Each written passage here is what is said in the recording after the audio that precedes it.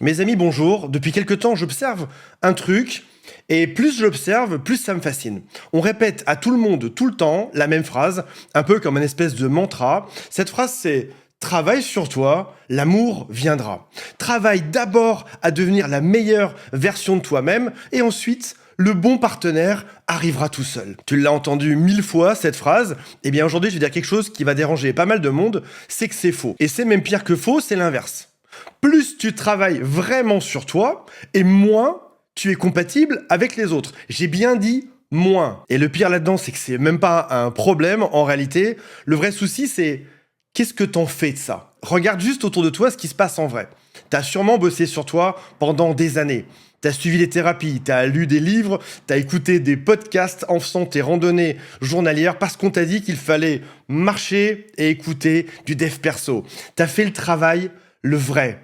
T'es devenu même quelqu'un aujourd'hui qui est solide, quelqu'un qui est clair dans sa vie. C'est devenu quelque chose de rare. Et maintenant que t'as fait tout ce travail, qu'est-ce que t'en fais? Bah évidemment, t'installes ta petite application Tinder et tu vas récupérer les déchets dont plus personne ne veut. Est-ce que tu vois bien ce que je veux dire?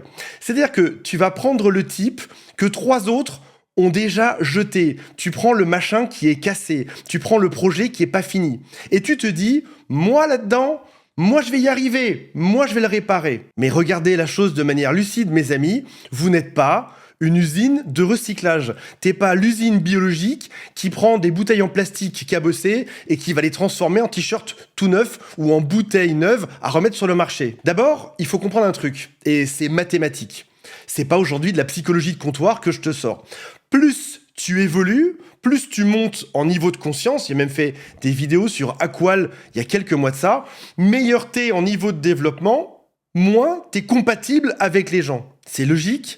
Plus tu te raffines dans ta façon de penser, plus t'es sain, mieux t'es dans tes baskets, moins il y a de personnes qui peuvent te suivre là-dedans. Et dans le modèle Aqual de Ken Wilber, qu'on a décrit il y a quelques semaines, l'idée centrale, c'est que 2 personnes qui sont à des niveaux trop éloignés l'une de l'autre ne peuvent plus rester ensemble dans la durée. Et c'est pas parce que l'une est méchante et l'autre est gentille, c'est juste parce que au bout d'un moment, lorsque tu es élevé, c'est que tu ne vivras plus dans le même monde que l'autre. Est-ce que tu vois ce que je veux dire? C'est comme si tu avais appris à jouer aux échecs de très haut niveau, si tu étais devenu classé mondialement, et que tout d'un coup, tu joues avec quelqu'un qui connaît à peine les règles.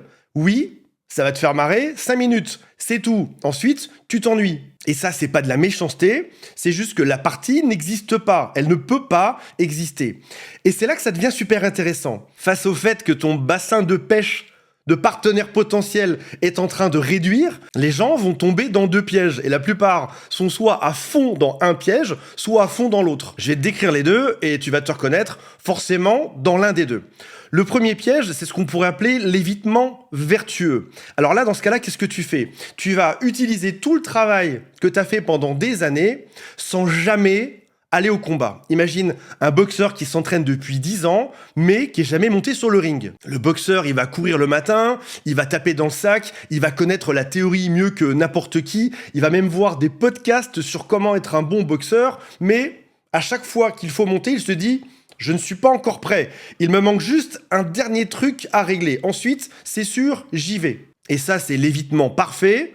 Tu vois même qu'on peut te féliciter de ne pas aller sur le terrain tant que t'es pas prêt, sauf que les années passent et finalement, le ring reste vide. Et le deuxième piège, c'est pile l'inverse du premier. C'est ce qu'on a vu juste avant, c'est l'usine à recyclage.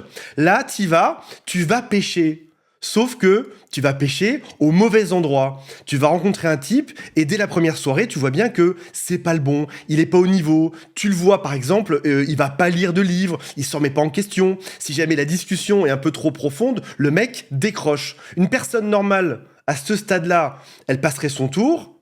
Toi, tu vas te dire l'inverse, tu vas te dire non, il y a du potentiel, je peux m'adapter à ça avec un peu d'amour, avec un peu de patience, cette personne en face de moi peut grandir. Et hop, te voici parti à essayer pendant 2 ans de transformer un déchet de bouteille, dans une bouteille neuve, tu vois le truc, et au bout de 2 ans, il n'y a pas de surprise, le déchet est toujours un déchet. Toi, t'es vidé, t'es épuisé, et attention, c'est pas du tout parce que t'as échoué, non, c'est parce que c'était pas ton job. On ne recycle pas un être humain qui n'a aucune envie d'être recyclé. Ça n'existe pas, t'as pas envie d'être une usine à recyclage. Donc tu vois bien qu'il y a 2 pièges. Le premier, ne jamais monter sur le ring, se dire je ne suis pas encore prête, j'ai pas encore assez lu de documents sur le sujet. Le deuxième, c'est tu montes sur le ring, mais tu prends n'importe qui, tu prends des gens que t'aurais jamais dû affronter. Et mes amis, les 2 chemins mènent exactement au même échec. Garde bien cette phrase, marque-la sur ton frigidaire si tu veux, où tu veux, ou sur ton téléphone. Monter en niveau, ça a un prix. Et le prix, malheureusement, c'est la compatibilité. Plus tu montes en niveau, moins il y a de monde pour toi sur Terre. Et ce n'est pas arrogant de dire ça, parce qu'on pourrait se dire, oui, mais c'est vachement élitiste finalement. Moi, j'ai pas envie d'être cette personne qui refuse tout le monde, au contraire. Plus je monte en niveau, plus je vais être compatible avec les autres. Non, t'es pas prétentieux. C'est juste mathématique en réalité. Alors mes amis, concrètement, on fait quoi? Il y a 3 choses. La toute première, peut-être la plus simple aujourd'hui, c'est accepter que ton bassin de pêche a rétréci. Et arrête de t'en vouloir pour ça. C'est pas un bug dans la matrice, c'est juste la preuve que toi, t'as avancé. Je ne suis plus compatible, génial, j'ai avancé. La deuxième chose, c'est d'arrêter de recycler.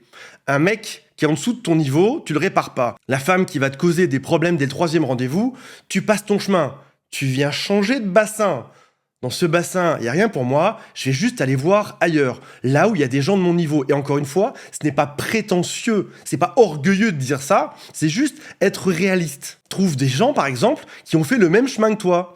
On ne pêche pas un thon dans une mare au canard. Est-ce que tu vois ce que je veux dire?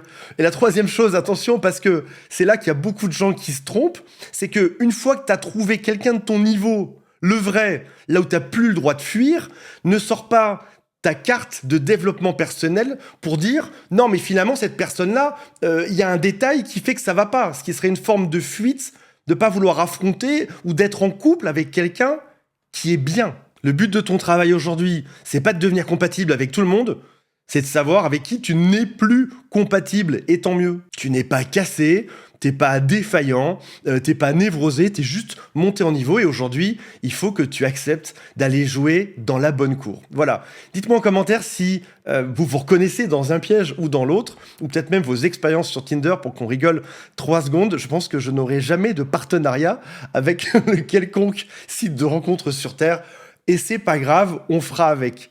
Voilà mes amis, je vous aime, salut à tous, bye, on se retrouve dans la prochaine vidéo.